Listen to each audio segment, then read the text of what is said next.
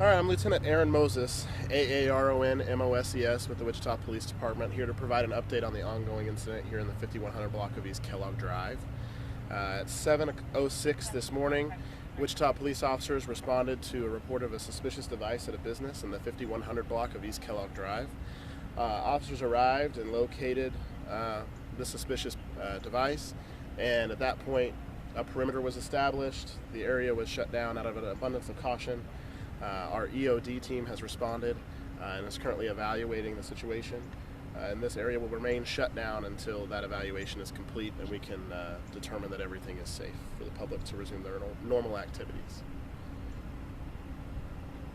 So at this point, all of Kellogg, eastbound and westbound, is shut down between Oliver and Rock Road. So you cannot get on Kellogg going west at Rock. The first place you'd be able to get on would be Hillside, I believe, potentially here at Oliver. And then if you're coming west on Kellogg, you will be forced off the highway at Oliver, and you would not be able to get back on until you're east of Woodlawn. So we would just ask at this point for the public, if you don't have business in this area, to please avoid this area while we work through this incident. Questions? Can you tell us anything more about the suspicious device? Not at this time. And what's the EOD team? It's our bomb squad. Do you know where this device was located at all?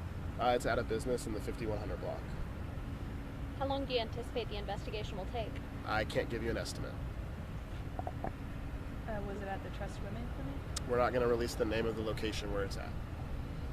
Is this, when something like this happens, the protocol for what's going on now, is this typically what people would see, how much is being secured and blocked off? So the initial process would be that someone calls 911 potentially to report that there's a device. Patrol officers respond and evaluate the nature of the call. And at that point, our supervisors and our command get involved if there is concern. And then we act out of an abundance of caution to make sure that everybody is safe until we can determine whether it is a suspicious device or a concerning device or not. But we always act as though it is, and that's for the safety of the general public and ourselves.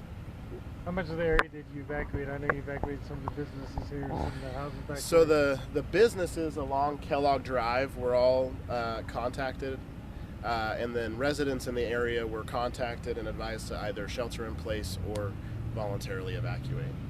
At this point, I believe the main area that's shut down is from Kellogg to Orm, and then Oliver all the way to Pinecrest, but the major streets are going to be Kellogg to Orm, Oliver to Edgemore.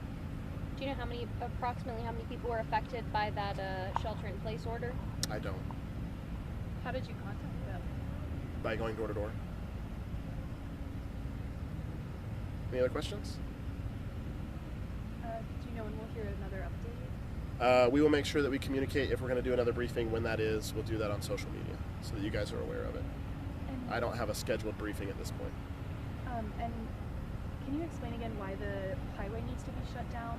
Out of an abundance of caution that if this is some sort of an explosive device, we want to make sure that we limit public access as much as possible to limit any sort of danger if something were to happen. Do you guys worry that this is a larger explosive device, seeing as I don't so have much any of the... information on what it is. We start big, right? It's easier to shut down a large area and then make it smaller than it is to shut down a small area and make it bigger. All right? Thanks, guys.